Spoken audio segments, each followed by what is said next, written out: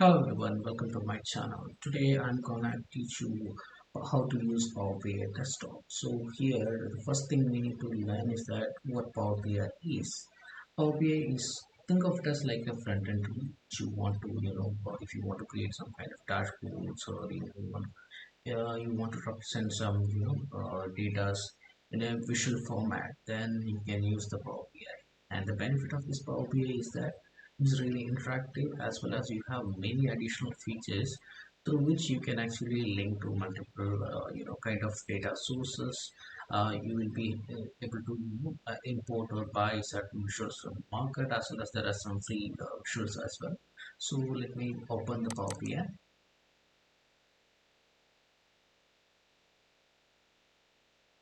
So when you launch the Power BI, right, you first reaching this page, or basically this view, what you call.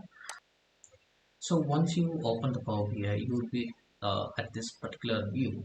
So here you have a couple of options. So first one is the home button, then you have the insert, then modeling, then view, help, and some external tools as well. And if you see towards the right side of your screen, right, this particular segment is called visualizations. Here you have the typical visualization that you come across, for example a column chart, pie chart, or let's just say donut chart, or a tree map, or you have tables, matrices, or you can even link the R script or Python script as well.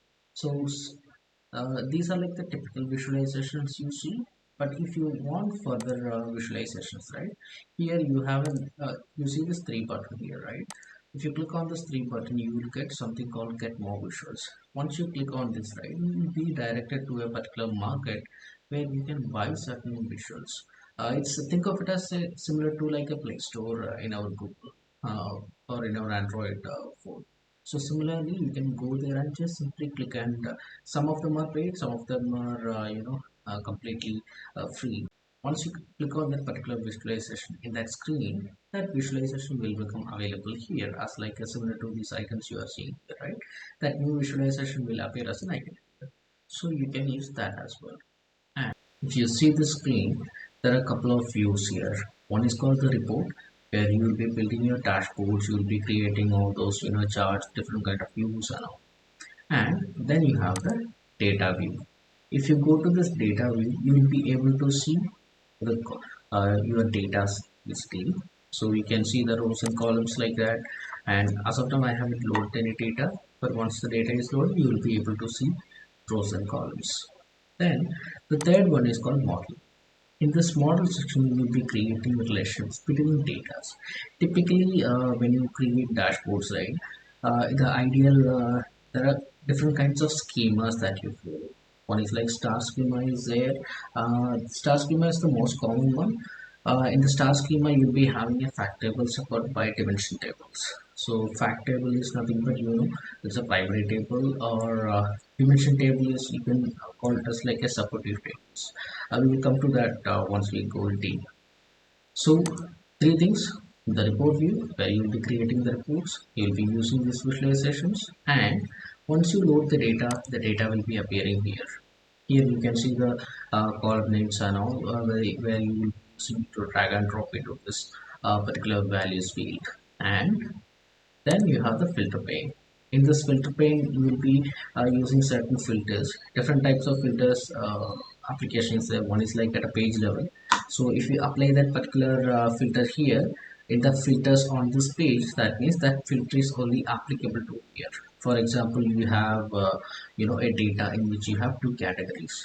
So category A and category B. So think of it as like this. There is a column which specifies that whether a particular data point belongs to category A or category B. So when you put that filter here, and you can choose only to display category A. In that case, whatever you will be seeing in this particular report window, right, it will be filtered for that category A. You will not be able to see the category B values. Okay. Similarly, this is one page. Similarly, you can create n number of pages. Okay. Once you create this n number of pages, right, if you use this second filter option, that means if I apply category, I only need to see the category A values in this filter on all pages. That means this entire pages will only show that A value. Even though you are applying the filter in this first page, it will be applicable for all the pages. Now, then you have some additional options here. So here, you can add visualizations. If you want to add, let's say, some kind of text box. Okay, here you can type something, and similarly, you can add certain buttons. For example, if I want to add an arrow button, so you can add arrow button here, or similarly, if you want to add something else. Let's say it's a back button, so I can add the back button as well. And similarly, if you want any specific shapes which you will be using across in the dashboard, so even you can simply do this one. This is a rectangle which I chose. So depending on your use case, you will be utilizing multiple of this, and you can also import the different kinds of images if you want to use as a background or something. So that's another one. Now let's go to the home again. In the home, the most important thing you need to know is like how to import the data. Without importing the data, it's going to be very difficult, right? Because if you want to use any visualization, you need some kind of data to visualize, right? And in order to do that, you have this option. So here what you have is like, this get, if you click on this get data option, right, there are commonly used the sources are listed here. But if you want the full list of the sources, you just simply click on the more, and you just wait for some time. And if you see here, these are the multiple kinds of sources you can connect to. For example, starting from, you can even load the normal Excel file or CSV file or text file. And even you can connect to a particular database. If you want to connect to let's just say some specific platforms like Snowflake. All these kinds of applications are here, right? These are like connectors. We call them as connectors. So it acts like an intermediary between this Power BI and the source we want to connect into. So these are like drivers or connectors that help us to connect with a particular sources. So this is the way you will be connected to the data. That's one method. And let's assume that you have some kind of data which is already in Excel. You don't even know how to load this thing, or you might have forgot this. So in that case, I will show an example. You just simply open an Excel. So in this Excel, let's just say I'm gonna put some column names. Let's just say A, B, C, and D. So I'm just gonna put some values here, and I'm putting some text here, A1, A2, and A3. And so let's assume that I want to copy this data or load this data into the Power BI. One way which I can do is like I just simply save the data. Then I just go to get data and choose the Excel file or Excel workbook as an option. But if the data is small or limited, you can even copy the data. Okay, so you just copy the data from here. You just go to Power BI. You see this enter data option here, right? If you use this option, you'll be able to create tables. So you just simply click on it, click inside this one, Control C, and Control V. Simple as that. Okay. Then you click on this load.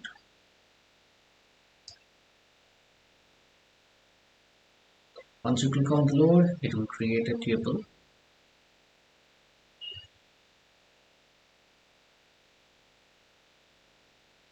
Remember I told you before earlier, right? This entire ones. Now the data is loaded as a table. So if you see here, right, these are the column headers.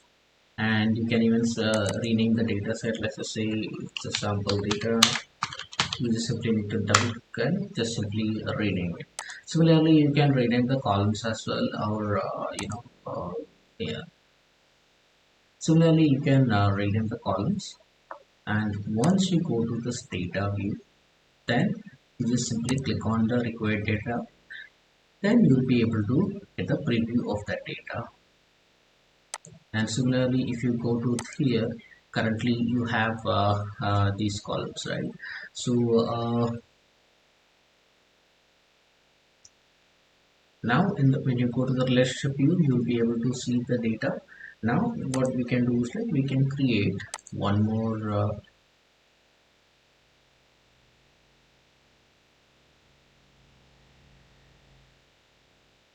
now we will create some visuals, like a sample visuals to get a hang of it. So for example, here I have chosen this column chart. So when you choose this column chart, how do we create the visual? So basically, if you see, when you select this particular chart, you will be getting additional options. You have the x-axis.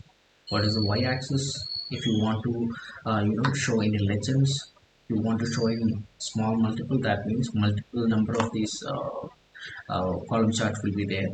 And similarly, there is something called tooltips. We'll come to that later. Now I have the data here, so we just simply need to do a drag and drop.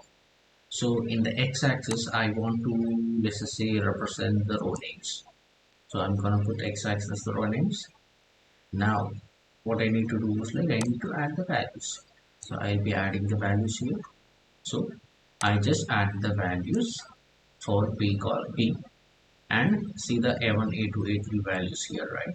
So this is the way you can add these values, and there are different ways of aggregations.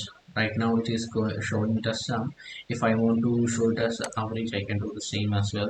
And similarly, if I can do want to get the count as well. So depends on what you want to see here. And similarly, let's just say I want to show some legends. So I just loaded this into legends, and once you load into legends, right, you see some legends. So this is like a general view.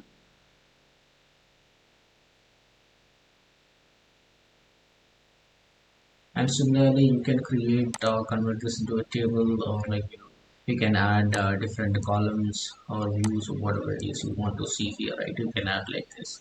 You can create matrices, tables. It depends on you. And similarly, remember I told you, right? We can add these filters. So for example, in this A column, okay, or basically in the A column, I can put the filter. So in the filter, I have option like these three values are there. So I'm telling that I only need to see the value for A1. So if I filter on this, the data is getting filtered, and we are only seeing the specific data. Similarly, you have, instead of basic filtering, you have advanced filtering. In the advanced filtering, you can actually specify. For example, I am saying that this should only contain, let's just say, the column name which contains only ones. So it will only show for because the one is part of this A1, right? Then it's getting displayed. So similarly, this is the filter pane. This is the point where you will be adding attributes to your visuals. And here, the second one, you have format your visuals. Think of it as like, designing a particular, let's say in this case, how does this table should look like? Okay. So for example, you have certain preset styles are there, which you can use, like, alternating rows or something like this. So, and again, if you want to customize more, you have this horizontal grid is there. The horizontal grid, you can do all this kind of, if you want to change the horizontal grid's colors, vertical grid's colors, then you can do the bordering as well. Bordering is nothing but, depends on the selection. For example, in the column header, in the bottom part, or like the bottom line, what it should be. So for example, I'm changing it to orange. So, and let's just say, in order to make it visible, I'm gonna make this like a minimal one. And let's go to this column header, and I'm gonna choose the color as orange. So if you see, the color will change. Similarly, let's just say in the total section, the top section of that total, that means basically the top, this blue line, I can change to, let's just say, in a specific color. Let's make it into this color. See how it got changed. So this is the way you will be custom creating the tables, or like custom designing the table. Similarly, in every visuals you will be having similar kind of options, but slightly to be different. In the values as well, you have multiple options. Okay, what kind of background you want to give for the values? Do you want to put the values? Do you want to italize the values? Those kind of stuff. And similarly, there is something called column headers as well. The column headers is nothing but this column headers you are seeing here, right? If you want to do the center alignment or left alignment or something like that. And similarly, you have specific columns. Let's just say I want to specifically do something, options to that columns. In that case, let's just say this count of p is the column name. So I choose this count of p. So you should look at this particular section. So here I am applying to the both values as well as to the total. And here you have this option. For example, the display units. So I am telling that all the values should be displayed in thousands. So if I make it, see how the values change. So this is 1, but the unit is thousands. Okay. Similarly, I can say how many decimal places it should show. For example, I'm telling that it should show 1. Okay, or if I'm not displaying it all in any units at all, in that case here I can specify, let's just say 3 decimal places I want to see. So it's up to us, like how they want to see it for, because it depends on the values as well. Certain large digits you might need to represent in certain units because it's easier to understand, as well as sometimes you might need to use more than 2 decimal places but generally we go with 1 decimal place or 2 tops. It depends on the use case. And similarly, you have a section called general. In this general section, you can actually have some multiple options are there. For example, you can adjust the height and weight of this particular, this table. If you want to decrease or increase, or let's just say if I want to make it like 300 or something like this. So all these kind of, dimension alignment or dimension changes you can make here. Similarly, if you want to give any title to this particular table, you can give the titles like test column chart or something. So that particular the title will be appearing here. Similarly, you have multiple options are there, and similarly, if you go to this effects, think of it as like visual effects. So, for example, I want to give a shadow. So I can give a shadow to this particular table to just make it a little bit visually more appealing. So these are the different kinds of options. So these options are not just limited to this particular column chart or like sorry, not a column chart. And similarly, now if you go to this format option, there are a couple of options here. For example, when you choose this column, you can actually specify what kind of data type it should be. So you have this option right now, since this is a text file, it's coming like this. Text data is coming like this, but this column b is nothing but your numerical values. So you have a couple of additional options. You can represent a decimal number, or like if it was a percentage, you can represent as a percentage or something like that. And here also you can specify this the decimal places, and if you want to add the dollar sign or something like that, you can do it here. Thank you for watching my video. Please do subscribe and like my channel.